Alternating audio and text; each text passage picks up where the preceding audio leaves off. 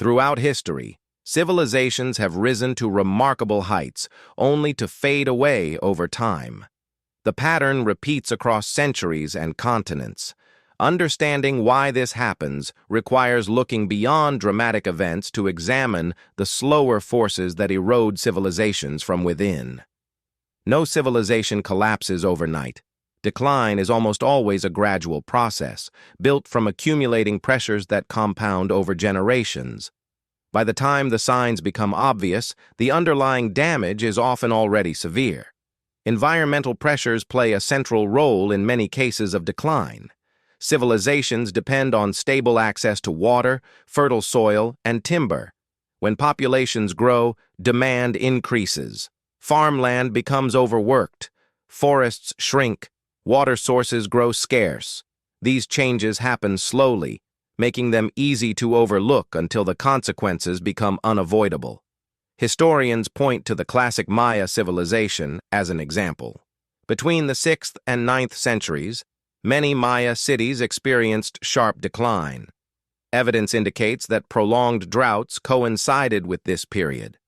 Agricultural systems that had sustained dense populations for centuries struggled under the strain. When rainfall became unreliable, food production faltered. Economic systems also carry hidden vulnerabilities. Trade networks bring wealth, but they create dependencies. When trade routes shift or partners weaken, economies built on exchange suffer. Inequality can widen. Taxation becomes harder to sustain as productivity drops. Research points to these dynamics in the late Roman Empire. By the 3rd and 4th centuries, the western provinces faced mounting fiscal challenges. Maintaining a vast military and administrative structure required enormous resources. Tax collection became more difficult. The government debased its currency, which eroded trust in the monetary system. Administrative complexity creates another source of fragility. As societies grow, they develop layers of bureaucracy. This complexity works well when conditions are stable, but it makes systems slower to adapt. When circumstances change quickly, rigid structures struggle to respond. The Akkadian Empire illustrates this challenge. During the late 3rd millennium BCE, the empire controlled much of Mesopotamia through centralized administration. But evidence suggests that a severe drought disrupted agriculture across the region. The centralized system, designed for managing resources under normal conditions, could not easily adapt to widespread crop failures. Communities abandoned settlements. The empire fragmented within a generation. Social cohesion matters as much as infrastructure. Civilizations rely on shared identities and trust in institutions. When these bonds weaken, cooperation becomes harder. Internal divisions make collective action more difficult, especially during crises. Historians suggest this dynamic played a role in the decline of the Khmer Empire. Centered at Angkor in present-day Cambodia, the empire thrived for centuries through sophisticated water management and extensive rice cultivation. But by the 14th and 15th centuries, the system began to break down. Evidence points to changes in monsoon patterns that stressed the hydraulic infrastructure. At the same time, conflicts between regional centers and the central authority grew more frequent. The combination of environmental and political fragmentation weakened Angkor's control. Loss of adaptability often marks the final stage of decline. Societies that once innovated can become locked into outdated practices.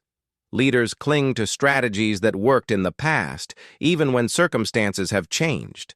This rigidity prevents the creative problem-solving needed to navigate complex difficulties.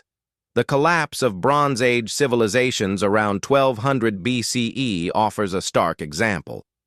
Across the Eastern Mediterranean, major societies experienced rapid decline within a short period. Evidence indicates a combination of factors: climate shifts, earthquakes, and the breakdown of trade networks. Societies that had depended on interconnected trade found themselves unable to adapt when those systems failed.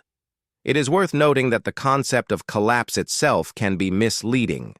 From the perspective of ordinary people, What appears to historians as collapse may have been experienced as transformation or migration. Political structures may have dissolved, but communities often continued, sometimes with greater local autonomy. Understanding decline requires seeing it not only as an ending but as a process of change. Modern archaeology and climate science have revealed much about these processes. Ice cores, tree rings, and sediment layers provide evidence of past environmental conditions. Excavations show shifts in settlement patterns and trade. Together, these sources show civilizations as dynamic systems, constantly adjusting to pressures. The key insight is that civilizations fail not because of single catastrophic events, but because of accumulated vulnerabilities.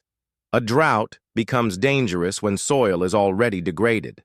Economic troubles deepen when institutions are inflexible. Each pressure amplifies the others, creating cascading effects that overwhelm a society's capacity to respond. This perspective shifts how we understand historical change. Rather than looking for a specific moment that caused a civilization to fall, we see decline as an extended process shaped by multiple forces. It is a reminder that even the most powerful societies depend on delicate balances between environment, economy, governance, and social cohesion. Civilizations are human creations, subject to the same pressures that shape all complex systems. They grow, adapt, and sometimes fail. Sustainability requires constant adjustment and the willingness to change when circumstances demand it. The civilizations discussed here are only a few examples among many.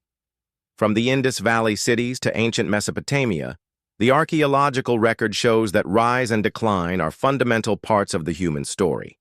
Each case is unique in its details, but the broader mechanisms remain consistent. What we learn from these histories is not a formula for predicting collapse, but an understanding of fragility. Civilizations thrive when they maintain balance, adapt to challenges, and preserve social cohesion. They weaken when those conditions erode, regardless of how powerful they once appeared.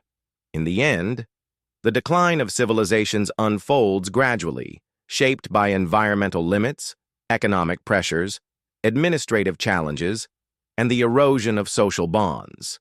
Historians continue to debate specific causes, and much remains uncertain. But the evidence shows that collapse results not from a single failure, but from the slow accumulation of stresses that eventually overwhelm a society's ability to adapt. This pattern offers a sobering reminder of the impermanence of even the greatest human achievements.